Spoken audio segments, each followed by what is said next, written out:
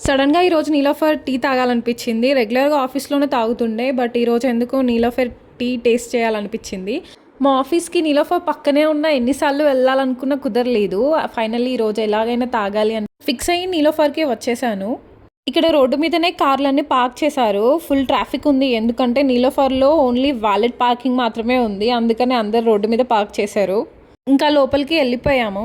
చాలామంది ఉన్నారు లోపల. సాఫ్ట్‌వేర్ ఎంప్లాయీస్ అందరూ ఇక్కడే ఉన్నట్టుంది. లెఫ్ట్ సైడ్ అంతా మెనూ ఉంది. అక్కడ ఆర్డర్ చేసుకోవచ్చు. బట్ 2 టైప్స్ కప్స్ ఉన్నాయి. రెగ్యులర్‌గా మనం తాగే ఇరానీ చాయ్ కప్స్ అండ్ ప్లాస్టిక్ కప్స్ ఏదైనా మనం ప్రిఫర్ చేసుకోవచ్చు as your wish. And right సైడ్‌లో మనకు కూర్చోవడానికి ప్లేసెస్ ఉంటాయి. అక్కడ కూర్చోవచ్చు. సిట్టింగ్ ప్లేస్ చాలా తక్కువ ఉంది. ఇంకా జనాలు వస్తూనే ఉన్నారు. చాలా రష్ ఉంది. ఫ్రంట్‌లో కూడా కూర్చోవడానికి టేబుల్స్ పెట్టారు. పైన కూడా ఉంది. బట్ వీడియో తీయలేదు దాన్ని. ఇక్కడ బిస్కెట్స్ పెట్టారు. వీళ్ళే రెడీ చేస్తారు అనుకుంటా. కొంచెం ముందుకెళ్తే పేస్ట్రీస్ పెట్టారు. డిఫరెంట్ టైప్స్‌లో ఉన్నాయి. ఫ్లేవర్స్‌లో కూడా. అండ్ బిస్కెట్స్ కూడా పెట్టారు. సమ్ డిఫరెంట్ ఉన్నాయి అవి. And left side cool cakes ఉన్నాయి. అండ్ ఐస్ క్రీమ్స్ కూడా పెట్టారు. ఇది ఇంకో ఎగ్జిట్ డోర్ అనుకుంటా. ఇక్కడ నుంచి వెళ్తే బయటికి వెళ్ళిపోతాం.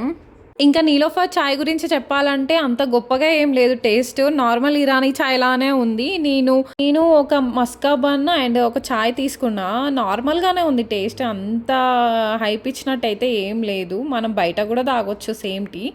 కాస్ట్ మాత్రం నాకు ఓవర్ ప్రైస్డ్ అనిపించింది ఆ టేస్ట్కి. అంత వర్త్ కాదు అని. ఎనీవే టేస్ట్ చేద్దామని వచ్చాను కాబట్టి చేసేసాను. బట్ మస్కా బన్ అయితే చాలా బాగుంది టేస్ట్ వైజ్గా కంపేర్ టు చాయ్. ఇంకా చాయ్ తాగేసాక బయటకు వచ్చేసాం నీలోఫర్ నుంచి. మీలో ఎవరైనా నీలోఫర్ టీ టేస్ట్ చేసి ఉంటే కామెంట్స్లో చెప్పండి మీకు ఎలా అనిపించిందో. ఇక్కడ మాత్రం నైట్ వ్యూ చాలా బాగుంటుంది నాలెడ్జ్ సిటీ దగ్గర. అన్ని బిల్డింగ్స్ వెలిగిపోతుంటాయి లైట్స్తో. రోడ్డు చాలా బాగుంటుంది చూడ్డానికి. ఇక్కడ నెక్స్ట్ సిటీ బిల్డింగ్స్ ఉంటాయి చూడ్డానికి చాలా బాగుంటుంది. ఇక్కడ ఫారెన్కి వచ్చిన ఫీలింగ్ వస్తుంది దాని లోపలికి వెళ్తే. నెక్స్ట్ వ్లాగ్లో పెడతాను ఈ నెక్స్ట్ సిటీ మొత్తము. బికాజ్ నా ఆఫీస్ కూడా ఇక్కడే ఉంటుంది. దాని పక్కన ఐటీసీ కోహినూర్ కూడా ఉంటుంది. ఈ రోడ్డు మాత్రం నైట్ వ్యూలో చాలా బాగుంటుంది. ఫ్రంట్ దుర్గం చెరువుగా అనిపిస్తుంది. రీసెంట్గా ప్రియాంక చోప్రా కూడా ఐటీసీ కోహినూర్లో స్టే తీసుకున్నారు వారణాసి షూటింగ్ అప్పుడు.